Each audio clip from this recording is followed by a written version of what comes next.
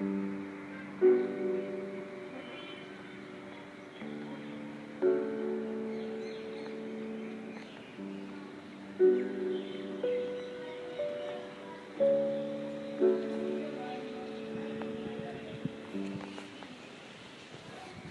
दोस्तों, स्वागत है आपका प्रयास चैरिटेबल फाउंडेशन में। इस वीडियो में हम बात करने वाले हैं चैप्टर 13 सुखी राजकुमार के पार्ट 2 के बारे में। ठीक है, पार्ट 1 में हमने क्या देखा था उसके बारे में थोड़ा देख लेता है कि जो एक राजकुमार होता है वो बहुत ही आराम में पला बड़ा होता है ना, बहुत ही सुख सुविधा में पला बड़ा होता है और उसने कभी दुख नहीं देखा होता और वो बचपन से लेके बड़े होने तक वैसे ही सुख सुविधाएं प्राप्त करता है और उसमें ही मर जाता है। तो उसको कभी दुख का एहसास भी नहीं हुआ होता है ना। तो फिर जब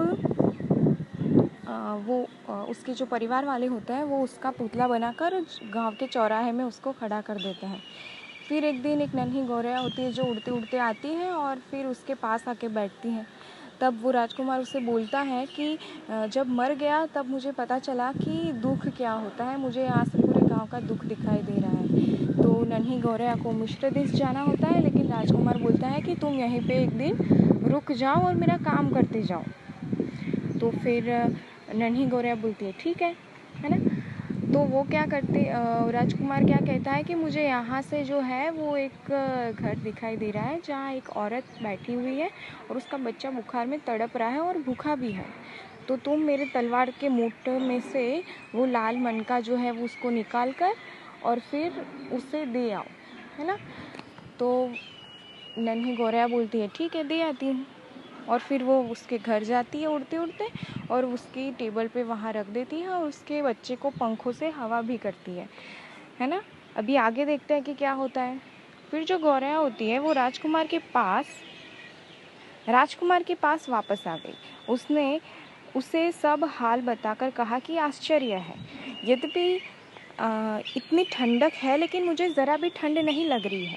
तो राजकुमार कहता है इसलिए कि तुमने आज एक भलाई का काम करा है, इसलिए तुम्हें ठंड नहीं लग रही है। गौरैया सोचने लगी और सो गई। यानी कि जो गौरैया होती है वो जब भी ज़्यादा सोचती है तो उसको नींद आ जाती है, तो सोचने में उसे सदा झपकी आ जाती थी। जब दिन उगा तो वह नदी में गई और नहाई। अच्छा, आज रात को मैं मिश्र देश जाऊंगी। तो हमने देखा था ना कि उसके साथीदार जो है पार्ट 1 में कि उसके साथीदार जो है वो मिश्र देश के आसपास उड़ रहे होते हैं, तो इसको भी उसके पास उन लोगों के पास जाना होता है। तो बोली कि आज रात को मैं मिश्र देश जाऊंगी। वहाँ आज उमंग से भरी थी। उसने शहर की सारी इमारतें घूम डाली और वह गिरजाघर के शिखर पर बहुत देर तक बैठी रही। जब चांद उगा तो वह राजकुमार के पास गई और बोली कि तुम्हें मिस्र में किसी से कुछ कहलाना तो नहीं है, मैं अभी अभी जाने के लिए तैयार हूँ। यानी कि तुम्हारा कोई साथीदार या रिश्तेदार वहाँ पे हो तो मैं वहाँ आपका संदेश ले जा सकती हूँ।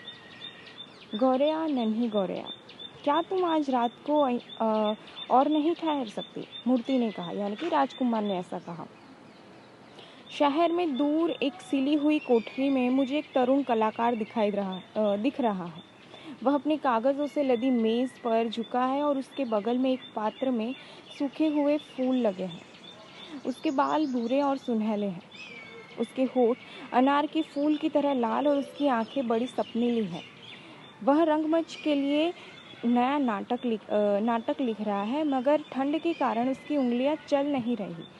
अंगीठी में एक कोयला भी नहीं है और भूख से उसकी आंखों के सपने टूट रहे हैं।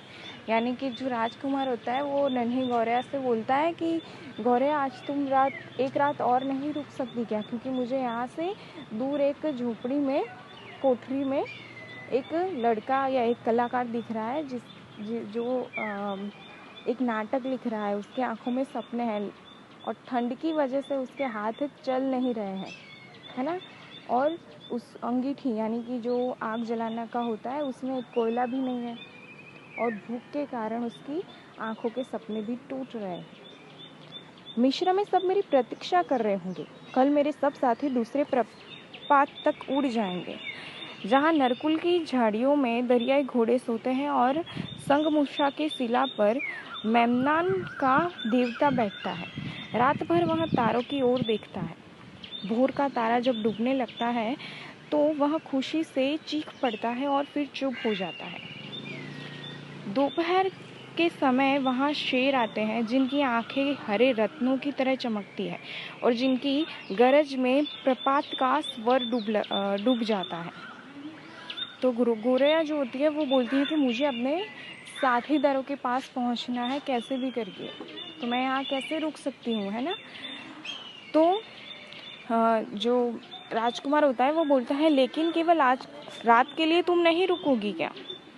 ठीक है, अच्छा आज मैं और रुक जाऊंगी, क्या दूसरा लाल उसे दे आऊं? गौरैया ने पूछा कि क्या तुम्हारे पास और मन का है तो मैं उसको दे आती हूँ, मैं रुक जाती हूँ आज रात के लिए।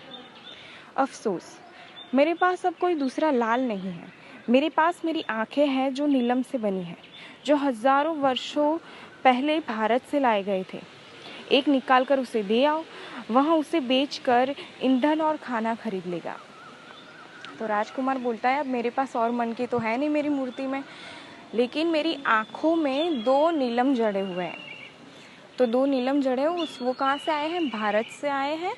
तो तुम उसमें से एक उसको दे आओ ताकि वो ईंधन यानी कि आग जलाने के लिए ईंधन भी ले लेगा और खाने की व्यवस्था भी उससे कर लेगा। प्यारे राजकुमार, गौरैया ने सिसकते हुए कहा, यह तो मुझसे नहीं होगा। और वह फूट फूट कर रोने लगी, क्योंकि क्या करना था, उसकी एक आंख निकालनी थी और वो अपनी आंखों से ही मूर्ति भले बना था लेकिन वो तो अपनी आंखों से ही सबको देख रहा था। तो गौरैया ने बोला कि ये तो मुझसे नहीं होगा। गौरैया, प्यारी गौरैया, राजकुमार बोला, तुम्हें मेरी बात माननी चाहिए। गौरैया ने उसकी आंख का नीलम निकाल लिया और कोठरी की ओर उड़ चली। एक छेद से वह अंदर घुस गई, यानी कि उसके घर में, कलाकार के घर में घुस जाती है और कलाकार जो होता है वो सिर झुकाए बैठा होता है, अतः उसके पंखों की आवाज़ उसने नहीं सुनी। जब वह सिर उठाया तो उसने देखा कि मुरझाए हुए फूलों पर एक बड़ा सा नीलम रखा था। ओह, मालूम होता है मेरा मूल लोग आंक रहे हैं, शायद किसी बड़े भारी प्रशंसक ने भेजा है। अब मैं अपना नाटक समाप्त कर लूँगा। तो कलाकार को क्या लगता है कि जो कोई मेरा फ़ैन होगा उसने मेरे लिए भेजा होगा, तो वो उससे उत्साहित हो जाता है और फिर बोलता है कि मैं अब तो मेरा नाटक ख़त्म कर ही लूँगा। गौरैया जो है वो बंदरगाह की ओर जाकर एक जहाज़ के मस्तूल पर बैठ जाती है। वहाँ कुछ मजदूर अपने सीने पर रस्सियाँ बांधकर नाव को खींच रहे होते हैं। जब चांद उगा तो वह राजकुमार के पास आकर बोली कि मैं तुमसे विदा मांगने आई हूँ। गौरैया, प्यारी गौरैया, क्या आज रात को और नहीं ठहरोगी? देखो, अब जाड़ा पड़ने लगा है। मिस्र में हरे भरे खजूर के कुंजों पर गर्म धूप छाई होगी। मेरे साथी एक पुराने मंदिर में घोंसला बना रहे होंगे। ठीक है, गौरैया को क्या है, अपने साथियों के पास जाना है, लेकिन राजकुमार जो है वो उसे जाने नहीं देना चाहता। वो बोलता है कि तुम मेरी हेल्प करो, क्योंकि उसके पैर तो स्तंभ बन चुके हैं, अटक चुके हैं, तो वो तो चल नहीं सकता है। तो इसीलिए वो गौरैया की हेल्प मांग रहा होता है। तो गौरैया बोलती है कि पुराने मंदिर में मेरे साथीदार क्या कर रहे हैं, घोंसला बना रहे होंगे। प्यारे राजकुमार, मैं जा रही हूँ, मगर मैं तुम्हें भूल नहीं सकती। अगले वसंत जब मैं लौटूंगी तो तुम्हारे लिए एक लाल और एक नीलम लेती आऊँगी। नीचे गली में, राजकुमार ने कहा कि नीचे गली में एक लड़की खड़ी है। उसका सौदा जो है वो नाली में गिर गया है और वो रो रही है। यदि वो जो खाली हाथ घर जाएगी तो उसके पिता उसको मारेंगे। उसके पैरों में तो जूता भी नहीं है और उसका सिर भी नंगा है। मेरी दूसरी आंख से निकाल कर उसे नीलम दे दो और तो वो मार से बच जाएगी। कहो तो मैं आज रात भर और रुक जाऊं, मगर मैं तुम्हारी आंख नहीं निकालूंगी, फिर तुम तो बिल्कुल अंधे हो जाओगे, है ना। तो गौरैया बोलते थे ठीक है, मैं आज रात को रुक जाऊंगी, लेकिन मैं तुम्हारी दूसरी आंख से नीलम नहीं निकालूंगी, वरना राजकुमार कुछ देख ही नहीं पाएगा, वो अंधा हो जाएगा, है ना। गौरैया, प्यारी गौरैया, राजकुमार ने कहा, मैं जो कहता हूँ उसे करो। तो फिर गौरैया ने क्या करा, उसने उसकी आंख निकाल ली और रोती हुई लड़की के हाथ में वह नीलम रखाई। वाह, कैसा रंगीन कांच है, लड़की ने कहा और हंसकर घर की ओर भागी। गौरैया जो है वो वापस आ जाती है राजकुमार के पास। अब तुम अंधे हो, उसने कहा, इसीलिए मैं हमेशा तुम्हारे साथ रहूँगी। तो अभी गौरैया को राजकुमार पर दया आ जाती है, तो बोलती है कि अब तो तुम अंधे हो चुके, तुम्हें कुछ दिखाई नहीं दे रहा होगा, तो अभी मुझे नहीं जाना है अपने साथीदारों के पास मिश्र देश। मैं अभी हमेशा के लिए तुम्हारे पास ही रहूँगी। नहीं नहीं गौरैया, अब तुम मिश्र देश को जाओ। तो गौरैया बोलती है कि मैं तुम्हें छोड़कर नहीं जाऊँगी। उसके पैरों पर सिर रख के वो सो जाती है। ठीक है। अगले दिन वह राजकुमार के कंधों पर बैठकर भांति भांति की कहानियां सुनाने लगी। लाल बगुलों की कहानी, जो नील नदी के किनारे कतार में खड़े रहते हैं और मौका पाते ही झपट कर सुनहली मछलियां छाछ में दबाकर उड़ जाते हैं। स्फिंक्स की मूर्ति की कहानी, जो रेगिस्तान में रहती है और सर्वज्ञ है। चंद्रमा की घाटियों के राजा की कहानी, जो बड़े से संगमरमर की पूजा करता था। और उस हरीश सांप की कहानी, जो डालियों में लिपटा रहता था और 20 पुरोहित उसे दूध पिलाते थे। तो वो तरह तरह की अलग अलग कहानियाँ जो हैं वो राजकुमार के कंधे पर बैठ के उसको सुनाने लगती है। ठीक है। प्यारी गौरैया, तुमने मुझे इतनी आश्चर्यजनक वस्तुएं बताई, लेकिन इनसे भी ज़्यादा आश्चर्यजनक है मनुष्य का दुख और दर्द। दुख से बड़ा कोई रहस्य ही नहीं। जाओ, मेरे नगर में देखकर आओ कि वहाँ क्या हो रहा है। ठीक है। राजकुमार बोलता है कि ये सारी चीज़ें तो ठीक है, लेकिन मनुष्य के दुख से बढ़कर और कुछ नहीं है। तो तुम एक बार चक्कर लगा के आओ मेरे नगर का। ओके। तो जो गौरैया होती है वो शहर पर उड़ने लगती है। अमीर अपने महलों में रंगरलियां मना रहे होते हैं और गरीब हाथ फैलाए भीख मांग रहे थे। वह अंधेरी गलियों पर से उड़ी तो उसने देखा कि भूखे बच्चे जो है वो जर्द चेहरे लटकाए हुए सूनी निगाहों से देख रहे थे। एक पुलिया के नीचे दो बच्चे सुकुड़े हुए बैठे थे। भागो यहाँ से, चौकीदार बोला। वे बारिश में भीगते हुए चल दिए। यानी कि बारिश हो रही थी, तो पुल के नीचे दो बच्चे बैठे हुए थे, तो चौकीदार उनको भी भगा देता है। और ये सब कुछ गौरैया नोटिस कर रही होती है, उड़ के देख रही होती है।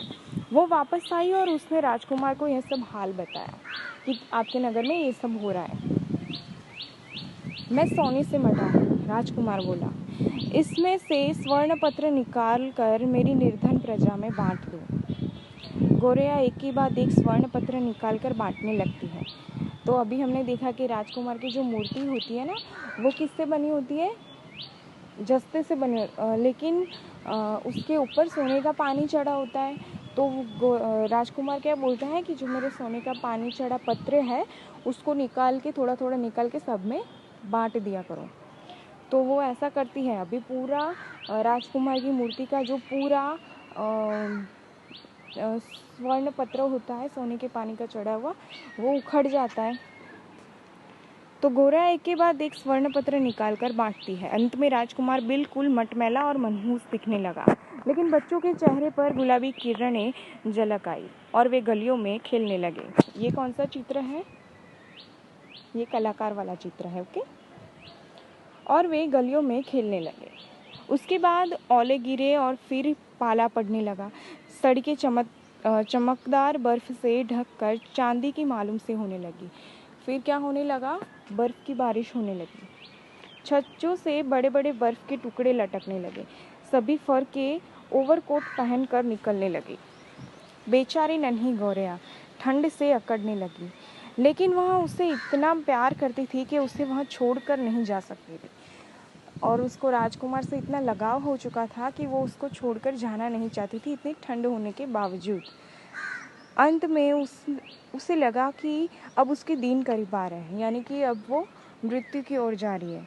तो अब उसके परों में केवल इतनी शक्ति शेष थी कि वो राजकुमार के कंधों तक एक बार उड़ सके। तो वो सिर्फ एक बार राजकुमार के कंधों तक उड़ पाए, सिर्फ उसमें इतनी ही शक्ति रह चुकी थी, बाकी वो उड़ सकती नहीं थी। अलविदा राजकुमार, वह बोली। क्या तुम मुझे अपना हाथ चूमने दोगे?